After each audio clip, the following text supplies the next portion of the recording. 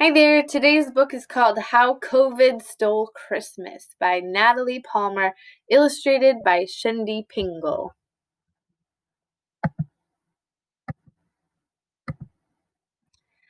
We're baking a feast in our kitchen for Santa. He's sailing the skies from Dubai to Atlanta.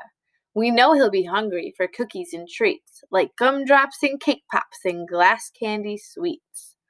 But we must be careful. No coughing or sneezing, since COVID is worse when the weather is freezing. We sanitize everything just to be sure. Then a letter from Santa slips right through the door. Dear kids, I can't come. My sweet wife won't allow it.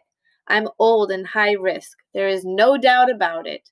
I want to stay well, but I sure hate to miss this. I wish you all health and a wonderful Christmas. Not coming, I shout as I finish the letter. My sister starts crying all over my sweater. My mom throws away all the cookies and frosting, as well as the turkey that started defrosting. It's over, Dad says, as he takes down the stockings, dismantles the tree, and adds, This is quite shocking. No Santa, no Christmas, Aunt Alice says, weeping, and Grandpa's so sad that he's suddenly sleeping. The house soon grows dark. There's no music, no singing, no smells of baked strudel, no silver bells ringing. I change my pajamas from reindeer to trains. Not even a crumb of our Christmas remains. The parties are canceled, the doors are all closed, and Grandma's not coming since she was exposed. We have to stay in and keep 6 feet of distance. It's feeling like COVID has stolen my Christmas. I notice the stars and I think in my heart, they all look so close, but they're light years apart. From here they look happy, they twinkle and dance. It makes me think humans might still have a chance. But how do we gather and still keep our spacing? My brain starts to move, then it gets really racing.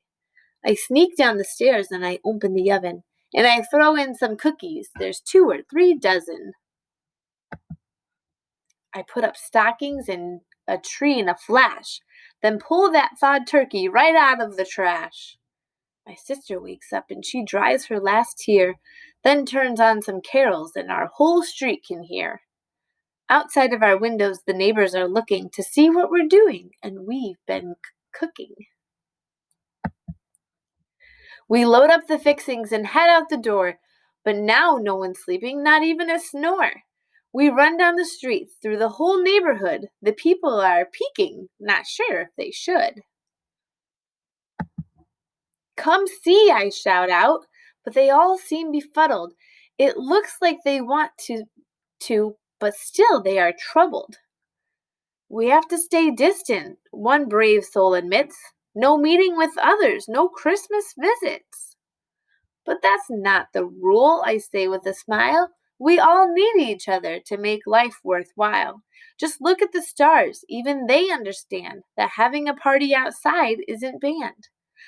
Let's still do our part and stay 6 feet away while having a grand celebration today. The neighbors all cheer, and even my parents who bring out the tree and lights and presents. We all put our mask on. It looks so bizarre. Then Grandma shows up, but she stays in her car.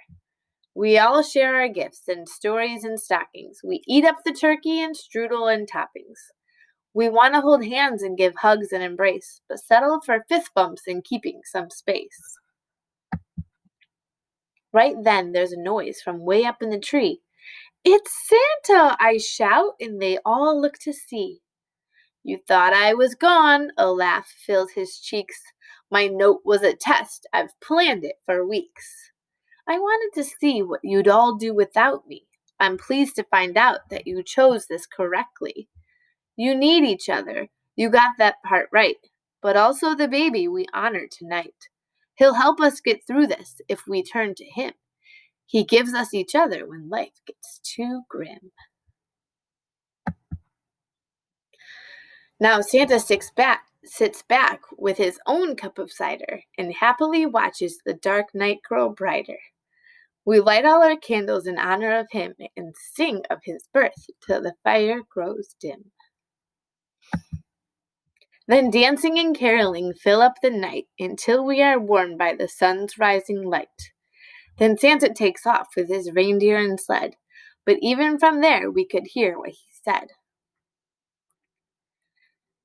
It's good to have distance to keep us protected, but just as important, we must stay connected. It's time to head in, so we all say goodbye, but most of us have something wet in our eye. It turns out our neighbors and friends really missed us. We might not have known without this COVID Christmas. The end.